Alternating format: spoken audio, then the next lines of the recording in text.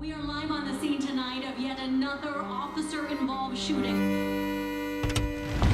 That man has been identified as LAPD officer Brian Stanley. Our neighbor? Our neighbor. And now we wait for him to be exonerated. So what does Wynn do, Vanessa? We gotta take a stand. You're going to come over to our house. I'm going to talk, and you're going to listen. This is by far the dumbest thing you could possibly be doing.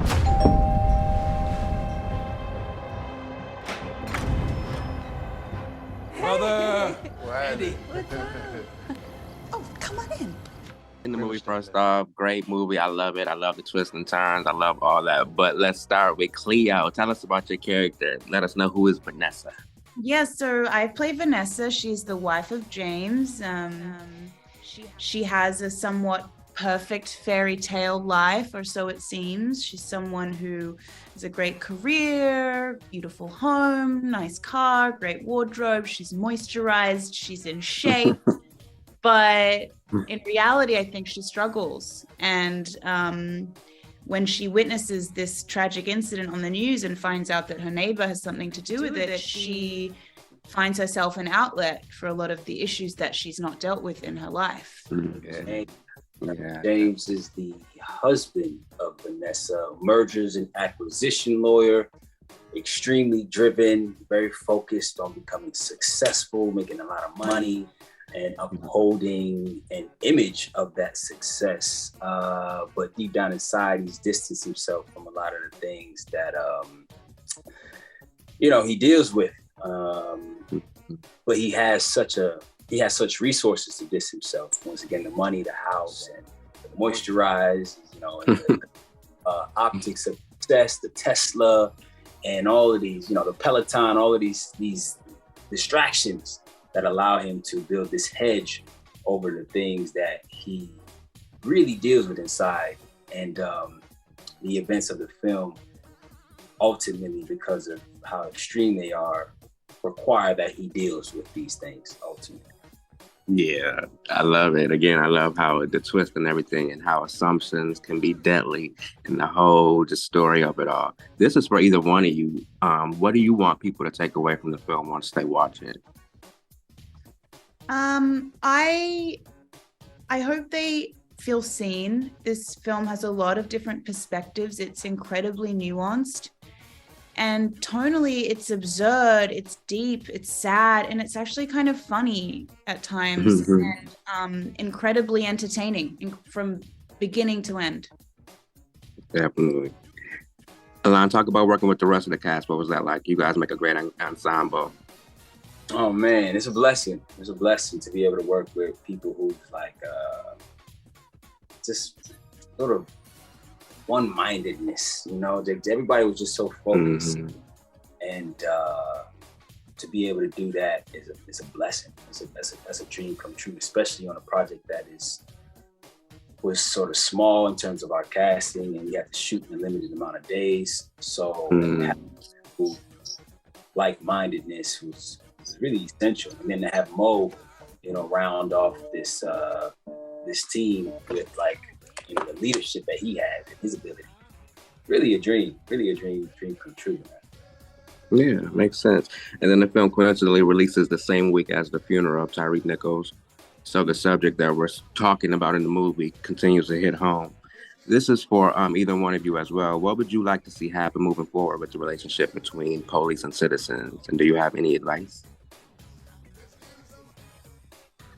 Either one of you can take it. If not, I'll assign it to Alon. Yeah, no, I mean, and that's a historic question. I think what the film shows, there's so many perspectives that can be had. Communication and understanding. I think that's what we're crying out the most. Like, you keep hearing these things about, okay, that now is when we're going to delve into police training. And we've been hearing that for the last 5 years. The tragedy of the film is how timely it always is, and God forbid will continue to be. So there's a lot of conversations to be had. A lot of nothing is, like Cleo said, extremely absurd and bizarre, but it helps us sort of synthesize those questions and be seen in not necessarily knowing the answers to those questions in a wild, entertaining way. But can I just say these issues are extremely absurd and extremely bizarre, and I don't have any advice to offer, but I would say I just think, in my opinion, people need to come to terms with their conditioning. I know it's a touchy subject, but I would say that one's ideals and one's conditioning do not occupy the same space. You can want equality for all people and not be aware of your own biases. I think it's supremely important that people come to terms with their own conditioning, whether they created it or not. Yeah, definitely. I love that. And then for both of you, before we wrap up, just tell all of our viewers why they need to go out and see A Lot of Nothing in theaters Friday. Start with a line. And go see if you want to see an extremely entertaining film. Have a wow. You want to go and experience delightful artistry by a first time director, feature director. Then go see if you want to see people not know what's going on, just maybe the same way you don't. And yeah, go see it because it's gonna be dope. No doubt. I would say the same thing. It's a wildly entertaining film. It's absurd. It's surprisingly funny. It's deep. It'll make you feel things, and it'll have you talking well after the credits are finished rolling. No doubt. That's facts. And then real quick, what's next for both of you, starting with Cleo? Well, I just had a film premiere at Sundance called Infinity Pool by Brandon Cronenberg with Alexander Skarsgård and Mia Goth, and that's been such a dream. The reception's been amazing, and right now I'm shooting a show called The Sterling Affairs that's on FX later this year. Nice. Real good. Alon? And for me, I spent 7 months just finishing up a show for Apple TV that takes place in the 1960s, so that's cool.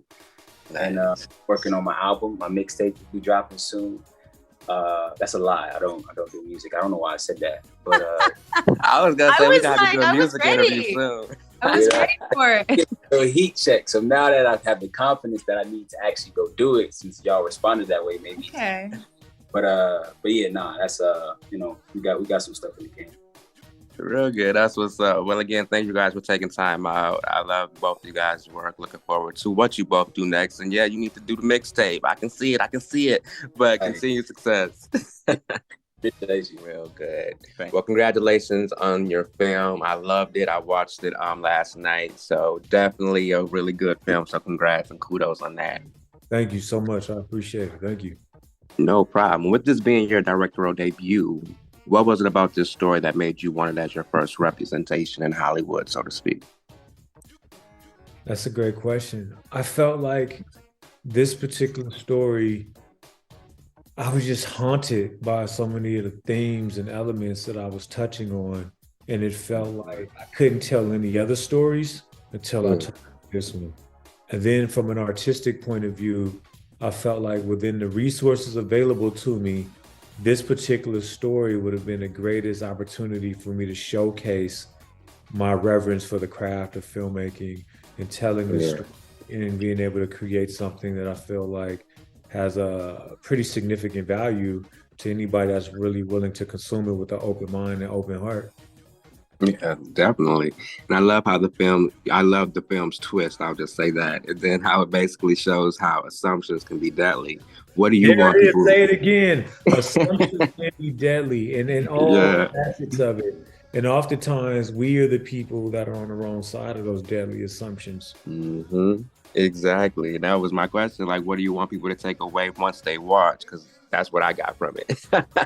Right. I think when you watch this film, there's a lot of takeaways. You got to kind of look at the way we're treating ourselves, first of all, individually, how we're treating the people around us, and are we exhibiting grace? Are we doing the work to investigate? Before, are we allowing fear and of judgment, or fear of loss, or whatever create like the motif in terms of how we operate through the world, because everybody's struggling. Everybody's struggling and everybody's just trying to work their way through things. So I think this film gives us an opportunity to look at these heightened versions of ourselves, which will allow us to laugh and do all these things and laugh at these characters. And then hopefully at some point in the film, everybody begins to be like, wait a minute, I see myself right there. That's my husband, that's my wife, that's my brother. Oh, this is what we're doing to each other. Let's discuss this. Let's have some real conversations after the film. Yeah, that's what's up. That's definitely what I can see happening. And the film coincidentally releases the same week as the funeral of Tyree Nichols. So the subject continues to hit home, basically. What would you like to see happen moving forward with the relationship between pretty much police and citizens? And do you have any advice on how we can get there?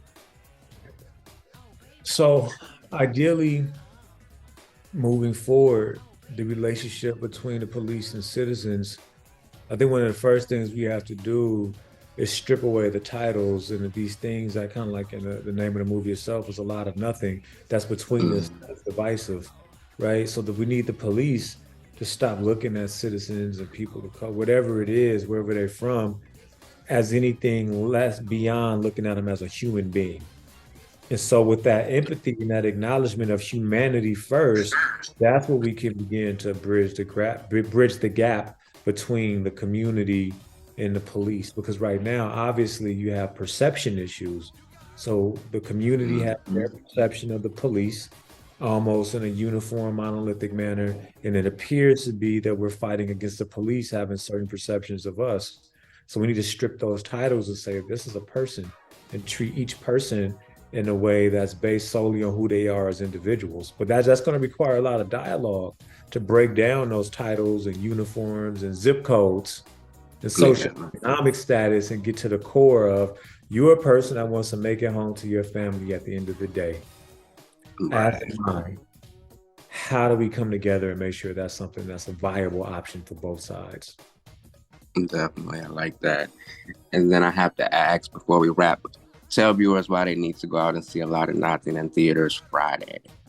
You got to go see it in theaters Friday because A Lot of Nothing is unlike any film you've ever seen. It's going to give you all the things you could ever hope for in a movie, plus some things you didn't expect. And it's going to have you talking. You're going to have to see it with multiple people, multiple times that have the level of conversation. Yeah. And that's what the film is. It's great art, it's great cinema, and the cast is incredible. All the crew, everybody involved is phenomenal. It's a must-see film. It's better in the theaters. Right, no doubt. Well, again, thank you for taking time out speaking with Urban Bridges. I love the film. I'm looking forward to what you do next. But yeah, congratulations and great job. Thank you so much. I appreciate it, Aries. Glad to have a good one. We are live on the scene tonight of yet another officer-involved shooting. That man has been identified as LAPD officer Brian Stanley. Our neighbor? Our neighbor. And now we wait for him to be exonerated. So what does one do, Vanessa? We gotta take a stand.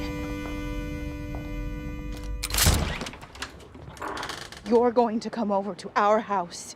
I'm going to talk, and you're going to listen. This is by far the dumbest thing you could possibly be doing.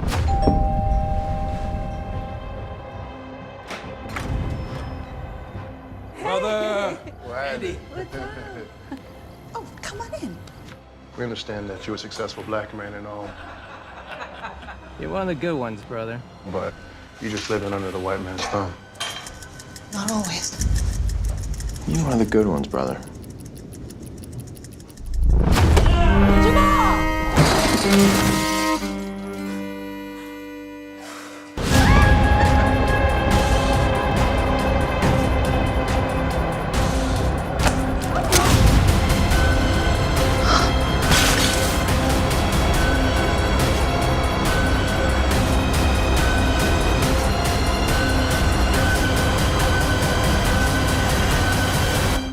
You get off on power, you get off on superiority, but I see you. You really are beautiful, you know that.